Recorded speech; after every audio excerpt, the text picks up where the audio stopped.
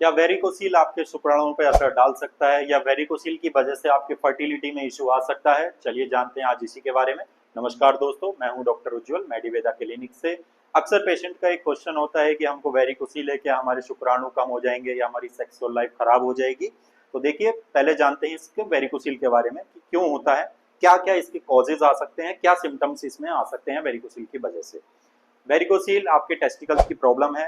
इसमें आपके टेस्टिस में नसों का जो गुच्छा है वो बनना शुरू हो जाता है, यानी कि वहाँ पे जो ब्लड का सर्कुलेशन है वो इकट्ठा होना शुरू हो जाता है। अब किसी भी ऑर्गन में अगर डिफॉर्मिटी आती है या वो ऑर्गन प्रॉपर काम नहीं कर रहा होता है तो उससे जुड़े दूसरे फंक्शन तो अफेक्ट होते ही होते हैं। तो वेरिकोसील की कंडीशन में आपके टेस्टिकल्स अफेक्ट हो रहे हैं, यानी कि टेस्टिकल का जो वर्क है आपके टेस्टोस्टेरोन हार्मोन को बनाना या फिर आपके स्पर्म का प्रोडक्शन करना, तो वहाँ पे उनमें भी अफेक्ट आने के चांसेस पूरे पूरे होते हैं। तो वेरिकोसील अगर ग्रेड 2 ग्रेड 3 तक जाता है तो वहाँ पे स्पर्म काउंट या मोटिलिटी कम होने के चांसेस बनते चले जाते हैं। तो इसका जवाब है हाँ, वेरिकोसील की वजह से स्पर्म पे असर आ सकता है।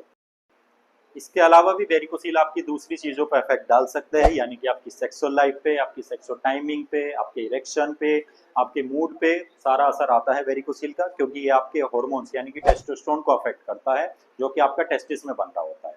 कई बार पेशेंट को शिकायत होती है कि उनका सडनली इरेक्शन चला गया है या सडनली उनकी सेक्सुअल लाइफ वीक होती चली जा रही है, तो यानी कि उनके टेस्टिकल्स प्रॉपर फंक्शन नहीं कर पा रहे हैं या फिर वहाँ पे प्रॉपर ब्लड सप्लाई नहीं जा पा रही है, यानी कि टेस्टिकल्स को प्रॉपर न्यूट्रिशन नहीं मिल रहा है, इसलिए वहाँ पे आउटपुट कम आ रहा है और वहाँ पे टेस्टोस्टेरोन कम बन रहा है और सेक्सुअल लाइफ इफेक्ट होती चली जा रही है।